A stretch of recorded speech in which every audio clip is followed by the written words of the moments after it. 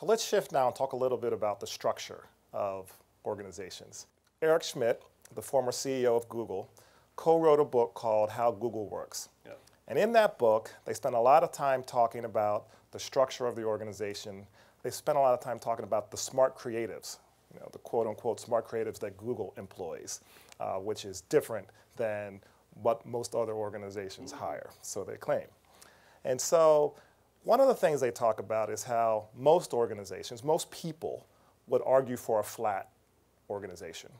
Whereas in reality at Google, the people want a hierarchy. They want levels for them to ascend and to aspire to. There's also this rule of 7, where the ideal in traditional organizations means that you should only have a maximum of 7 direct reports. But while at Google, where you have these smart creatives, their rule of 7 is flipped, where they need to have a minimum of 7 direct reports. So let me ask you the question, how many direct reports do you have? 13. 13. Yeah. Okay. So in managing those 13 direct reports, how do you manage the challenge of continuing to attract new talent? How do you retain and motivate continuously those 13 direct reports that you have for the best possible outcome? So you have to know them. The 13 I'm talking about, I have to know them really well. I have to know what their lives are like. I have to know what their wishes are. It's not, there's the ending of Tombstone, the movie Tombstone, Val Kilmer as Doc Holliday's laying in bed dying of consumption. And he's talking to Wyatt Earp, who is, I can't remember his name, but anyway, and he says to Wyatt, what do you want out of life? And Wyatt Earp says, I want a normal life. And Doc Holliday says, well, there's no such thing as a normal life, it's just all life. And so what we have to understand is there's no such thing as work-life balance, it's just all life. And so unless you're engaged in how a person thinks about the world, you can't possibly motivate them, and they're all different. And you want to have different people. You want to have different motivations on the team.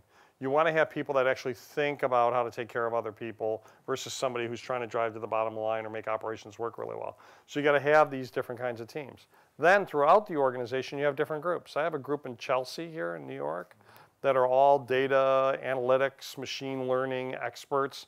By the way, out of Google, out of Facebook, out of Apple, they came to work with us because we gave them one mission. If we figure out healthcare costs and figure out how a way to take care of better people, we save the nation's economy. Do you want to join us? And we have 500 of them. And they're all the coolest people on the planet, but they work in a different hive environment, real teaming. I wear my ripped jeans and t-shirts to the office. This is a little dressed up for me. And, and I love hanging out with them because they're looking at the coolest things. And you got to get excited about it and talk to them about it, and you got to understand what motivates them when they're doing the work. And it's not necessarily pay all the time, right? And then I have other parts of the organization like actuaries. We have 200 actuaries who won't let me play in their card games because I won't play by the probabilities. They play by the probabilities. They're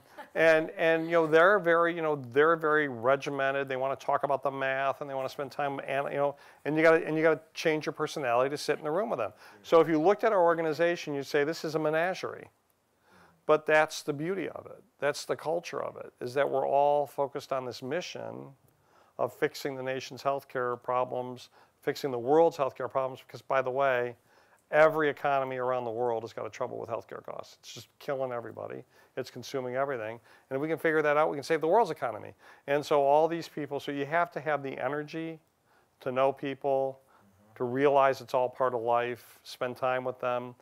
I like a flat organization in volatile times, because in volatile times, the captain needs to be up at the wheel in the storm versus down below decks drinking a bottle of wine while the rest of the crew deals with it. So we go flatter, the more volatile the environment is, because we can all have all hands on deck and we can see everything going on in the organization.